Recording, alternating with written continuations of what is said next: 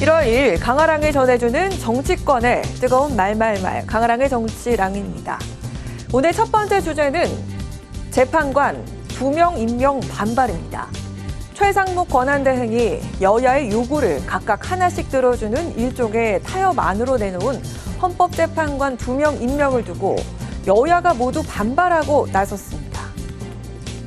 본인 스스로도 월권이라는 표현을 쓸 수밖에 없는 것이 동료 국무위원들은 다 놔두고 어떤 논의도 안 하고 그 자리에서 먼저 발표를 해버린다. 이 형식에 대해서 굉장히 문제를 삼은 것이고요. 이런 선별 임명이라는 건 유례가 없습니다. 괴상한 전례가 될 수도 있는 거예요. 매우 위험한 거죠. 우원식 국회의장 또한 선택적 임명은 위헌이라며 권한쟁의 심판 청구 방침을 밝히기도 했고, 대통령실 수석비서관 이상 고위 참모진들은 집단 사의를 밝히면서 항의의 뜻을 내비쳤습니다. 2명을 임명함으로써 헌법재판관이 8인 체제로 재편돼 탄핵 심판이 본격적으로 진행될 수 있게 됐기 때문으로 해석이 됩니다. 하지만 최 대행은 국정 안정에 힘을 모을 때라면서 사표를 반려할 상황입니다.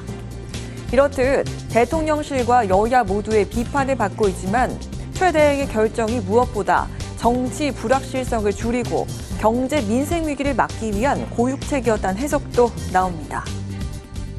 최 대행에 대해서 여러 가지 비판이 있는 것은 알고 있습니다. 그러나 그 비판을 할 때에는 최 대행이 그렇게 하지 않았을 경우에 우리 경제가 어떻게 될 것인지에 대한 답도 같이 하시는 것이 좋겠습니다. 최상목 권행 대행께서 지난 화요일 대외 신뢰도 하락과 국정 공백 상황을 막기 위해 정치보다는 경제를 고려해서 어렵지만 불가피한 결정을 하셨습니다.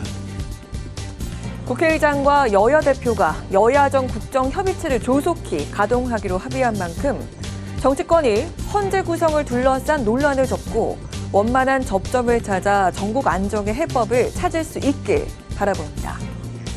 오늘 두 번째 주제는 윤 대통령의 편지입니다. 수사당국의 체포영장 발부에 불복하고 공수처의 소환조사에도 불응해온 윤석열 대통령이 어제 대통령 관저 앞에 모인 지지자들에게 편지를 전했습니다. 나라를 위해서 끝까지 싸우겠다는 대통령의 메시지에 야당의 비판이 쏟아졌습니다. 편지를 통해서 극우 세력 동원령을 내린 거거든요. 나를 지켜달라고 하는 그런 메시지를 전달한 거 아니겠습니까? 내란을 지속시키고자 하는 선전선동으로 보입니다. 트럼프가 지난번에 졌을 때 국회의사당을 난입했던 것처럼 그런 행동을 유도하는 것이지 않겠나. 국민의힘은 윤 대통령의 편지 취지 자체를 자세히 알지 못한다면서도 양 극단의 진영으로 갈린 상황이 물리적 충돌로 번져선 안 된다는 우려를 내비쳤습니다. 아마 대통령께서 지지층을 위한 메시지로 주셨다라고 생각이 되는데, 다만 이 편지로 인해서 진영 간의 충돌이, 실제 국민들 간의 충돌이 이어질까 봐 그 부분이 굉장히 우려스럽고요.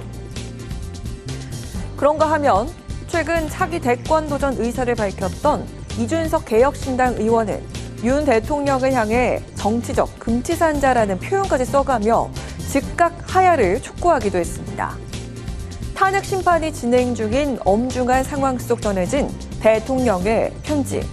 과연 지지자들을 향한 그저 단순한 감사함의 표현이었을지, 아니면 민주당의 주장대로 극우 세력을 향한 동원령이자 내란 선동이었을지, 그 평가 또한 진영 간의 대립 마냥 엇갈리고 있습니다. 지금까지 강아랑의 정치랑이었습니다.